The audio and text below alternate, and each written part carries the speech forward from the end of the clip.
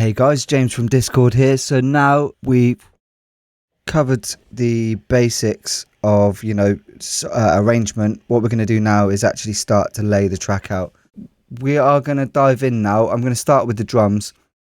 I've made a little bit of a start here of just laying out a very, very simple, probably a word I'm going to say about 1,000,000 times during this part, a very simple intro rhythm. So I started with a clap that I've made. I say made, it's kind of just a preset really, but I'll show you where it came from. So just super simple, just on the quarter notes. And where that comes from is, let me just show you, is the Max for Live library. Now you can, it's free to download this, and I'm not sure if I covered this already, but if I didn't, you should, because there's loads of extra stuff in there that is free, and it's really useful. So there's one here called Clap, which is basically a drum synth that just makes one drum sound, and that's the clap. So there you go, there's a clap. But it's really, if you look at the stereo meter there, down here, you can see that it's very mono, like it's all down the middle. So what we do to get around that as we put, so I'm actually, instead of just loading the instrument by itself, I've loaded it into an instrument rack. So I'll delete that, I'll just show you the whole process. So you go instruments, instrument rack, we'll drag that on there, then we go into Max for Live, get the clap, drag one there, and then show the chain, and then one more. And what we're going to do is we're going to pound one all the way left and one all the way right.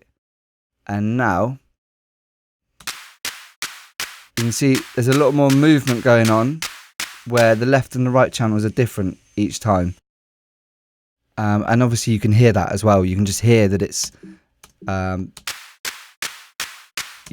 it's wider basically. And what that means as well is it's going to sit over the top of the rest of the drums a lot nicer as well. I'm just going to do a little bit of processing to that. So I'm gonna add a little bit of overdrive to just bring out the kind of, one good way to work with overdrive, by the way, is if you just push it all the way to 100%, find the area that you want to distort, and then you can pull it back and just, dial in as much as you actually want of that distortion. But yeah, so we just find the part that we want to distort.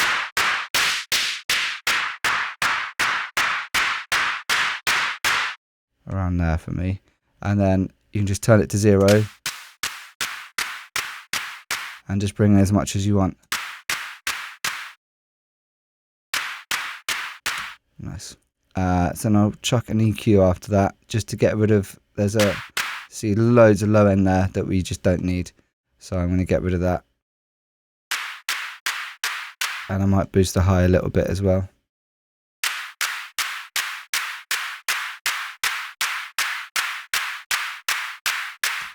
And then a bit of room reverb. So like, again, I said with the Ableton presets, I want some room reverb. This is a bright sound, so I'm going to try a bright room reverb.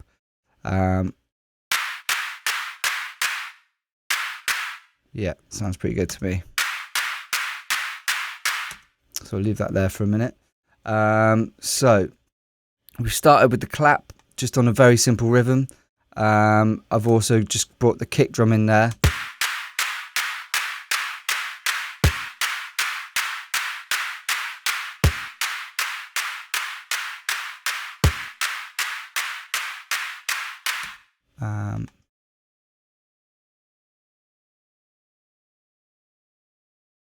Add an extra couple of hits. Boom, boom.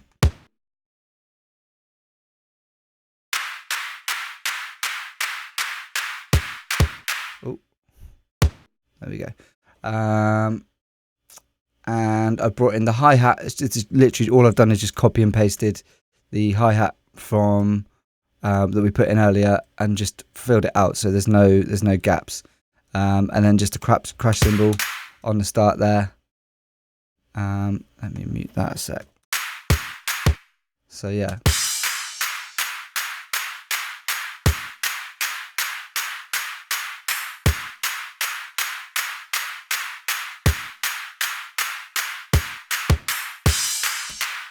So it's got kind of a beginning, middle, and an end. Like this is the ending. You know what I mean? It resolves nicely. It comes around nicely. So we'll just copy that out.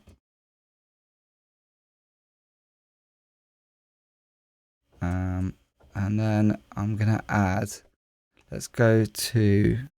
Oh, actually, let's also add for the second half the snaps that we put in. So this is something, you know, we do this quite often. This is a fairly normal thing for us to do in our intros. I'm just going to copy and paste those onto the second half of the build up there. No, I'm not, because that's the wrong track. So copy, paste, and so then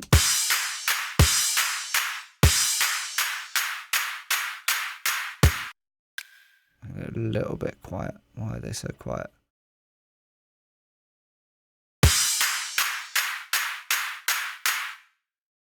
Why is that not making any sound? Oh, because I put them on the again. I put them on the wrong track. Let's try it on that.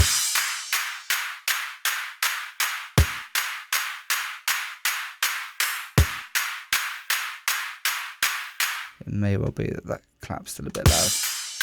There you go.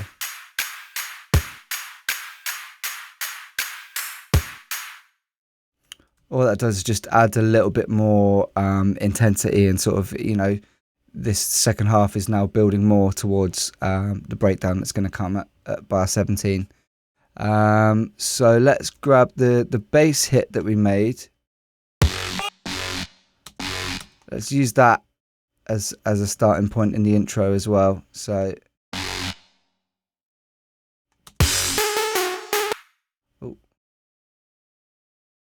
giving away a secret from later on. Let's mute that a second.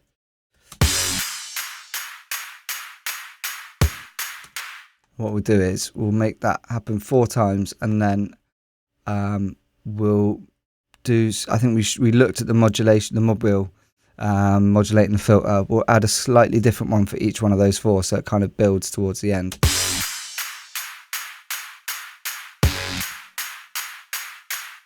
So I'm just going to add a little bit more there, and then maybe a little bit more there.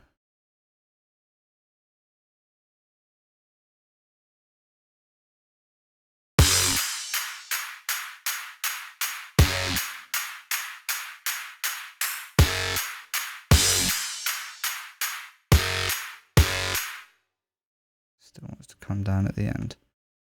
There you go. That's pretty nice. And then, so one there.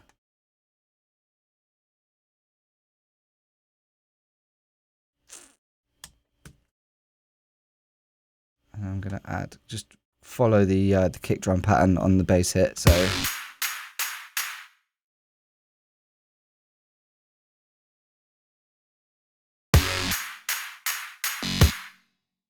that's not right at all.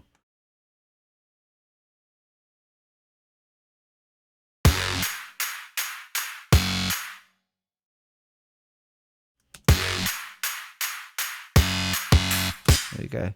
And then just draw in a little mod envelope for that, where it just kind of jumps up and the filter opens up a little bit at the end.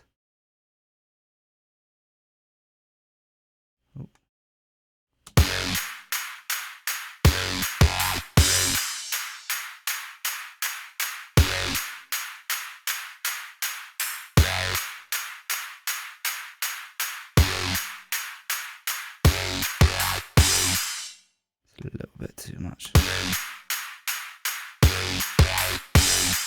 There you go. Right, so again, like it's got a beginning, middle, and end. You know, it feels like a proper section. And then this. So, like I said before about choosing the hook, the strongest idea, and make the most of it. So this intro synth part that I've got here,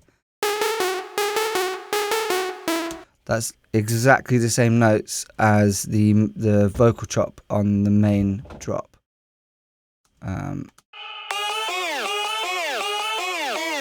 Just without the pitch bend on it. So what that's going to do is, it's going to mean that right from the very start of your track, you're already introducing the main melody. So you're going to hear that for that first 16 bars, and then have the build up, and then by the time the drop happens, you're already familiar with that melody. It's already stuck in your head from before. So then when it happens in the drop, it feels like a melody you've always, you've kind of always known. So that patch is just another preset from Anna.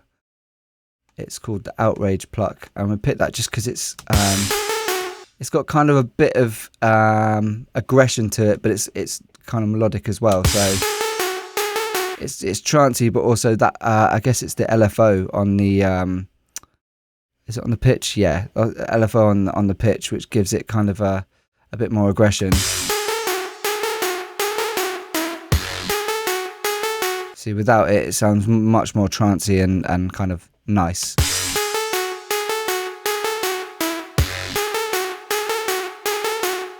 So it just adds that edge, a bit of grit to it. So I'm just going to copy this out again.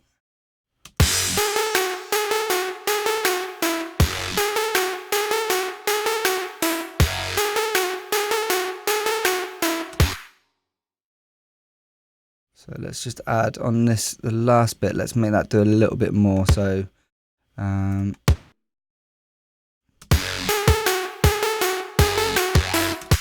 yeah, and then I'll just obviously do that as well on the bass hits. And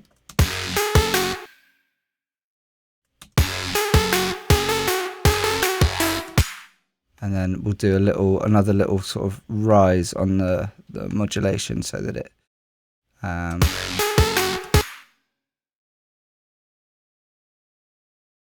so it gradually, gets slightly higher towards the end.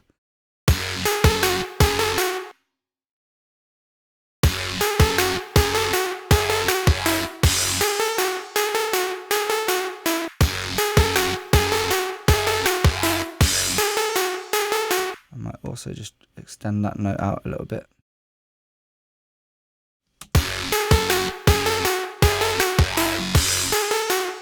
That's sounding pretty cool now.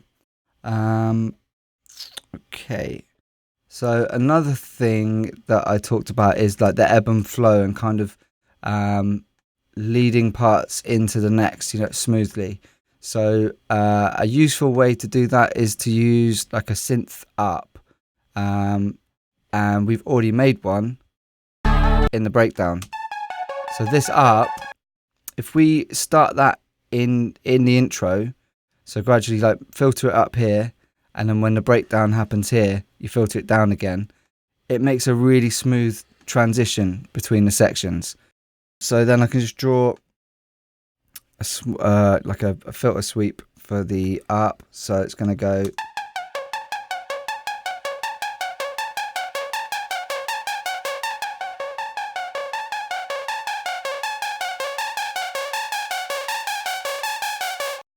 And then it'll come down again in the breakdown.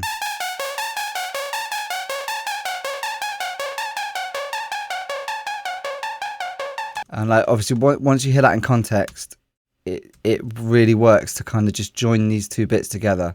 So they don't sound like separate parts, they sound like, chapters in a story rather than kind of completely separate parts.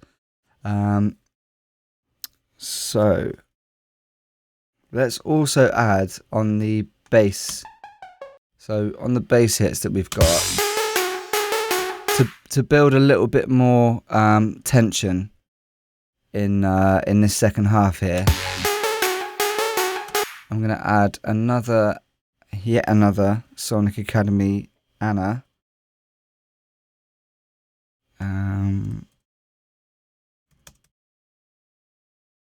Okay, I'm going to definitely use the audio unit this time.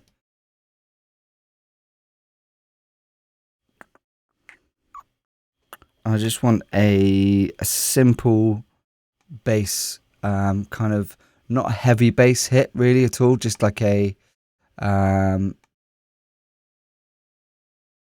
mid bass. That sounds like it could be interesting.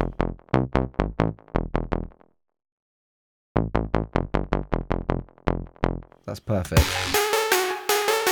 So basically what I'm going to use this for is just following the rhythm of the claps and everything, so it's all still on that simple quarter note rhythm, but that's just going to add a little bit more build and kind of urgency to this second half of the intro. So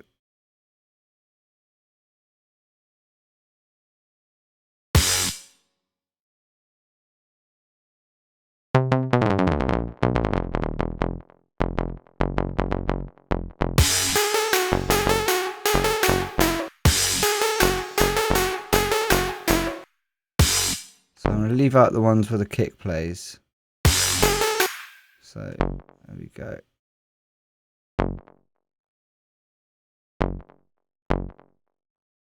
I'm also going to add a slight little bit of movement in it so that it's not completely static.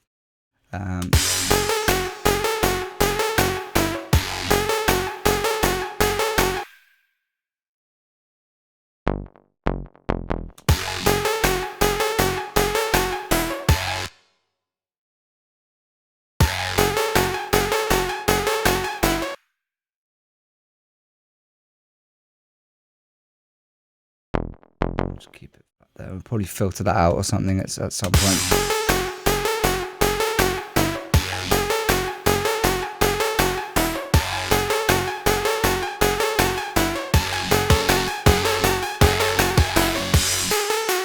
Oh yeah, I've forgotten to do the standard throw an OTT on there, so I'm just going to do that just to bring out all the everything. That just brings out everything. So it brings out all the mid range of the sound, and it pulls the delay up load, so it makes it feel more rhythmic. So that's just a little cheat code to make a sound even better. I also might just use our old friend the cabinet as well, just to kind of again put the sound in a bit of in a space.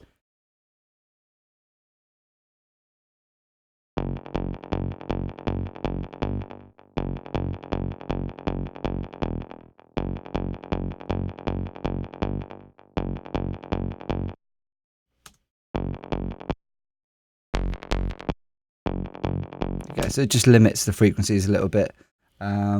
So yeah, let's see what that sounds like now.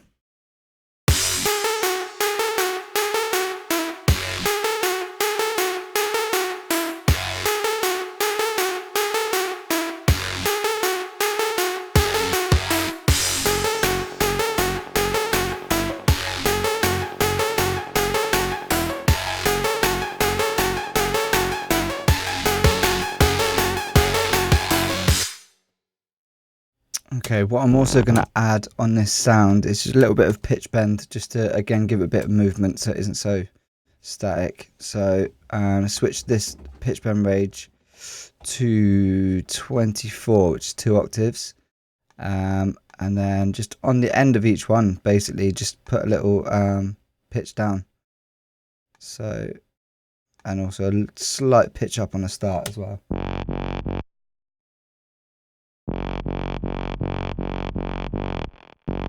There you go. And then you can just copy that along.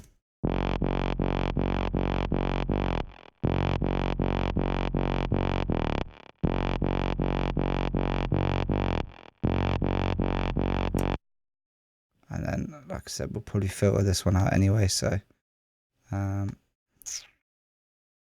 just delete that.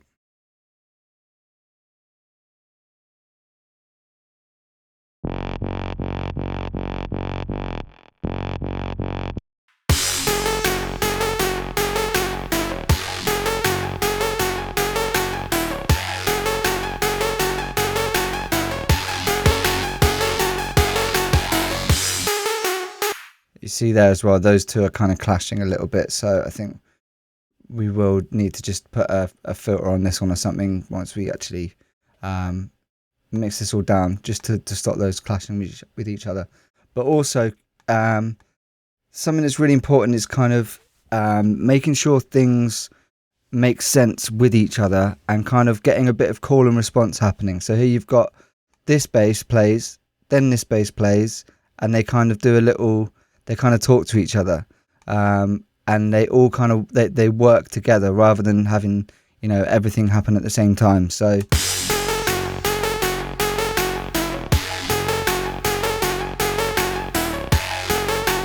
you just end up, it all kind of just flows really nicely, and everything just interacts with each other. And it's not the easiest thing to master, but if you can get the hang of it, it's going to improve your tracks loads. So that when, you know, if you have two synth parts in your main drop, rather than having them both play at the same time, just work out a way to have them do a call and response where they're kind of having a conversation with each other. Because you end up with a much more interesting and kind of much more natural sounding melody or drop or whatever you want to call it.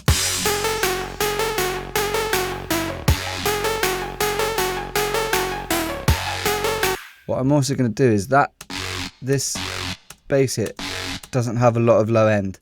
So what I'm going to do is I'm going to grab the 808 from the main drop. I'm just going to Command D to duplicate it. And then obviously, well, you want to get rid of, you don't want it to be both playing at the same time. But I'm just going to copy this part of the bass, the intro bass, onto this new 808, and then it's probably going to be on the wrong octave. Just join that all together. Okay, it's on the right octave, but and then what I'm going to do is just cut all of the top end off of that, so that it's completely, in fact I can probably just get rid of all of this and just have one EQ on there,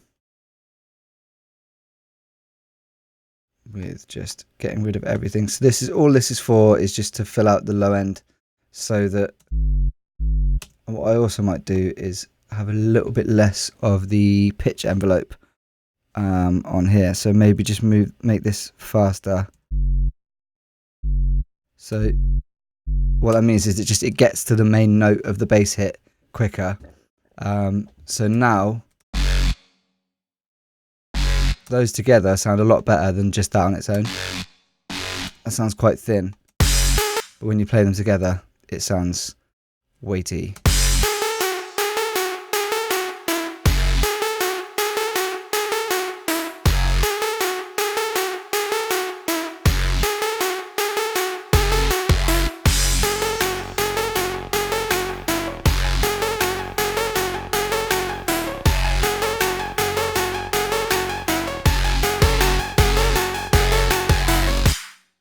Okay, so I mean that's kind of the intro. It's sounding pretty good now. It's like it starts getting me excited for what's coming in the breakdown halfway through, and as that builds up there, so that's where you want to be. You want it to be building the anticipation for what's coming next, basically. So at the end of each section, the excitement starts to rise for what bit's going to come next, essentially. And I think kind of what we've got here does that. So that's the intro. If you come and join us in the next part, we're going to start working on the breakdown. If you like this course, why not head over to sonicacademy.com, where we have hundreds of complete track builds in every genre imaginable, including all the project files and samples. You'll also find tutorials on plugins and synths, mixing and mastering, over 250 tech tips, artist interviews, along with our award-winning plugins, samples and preset packs.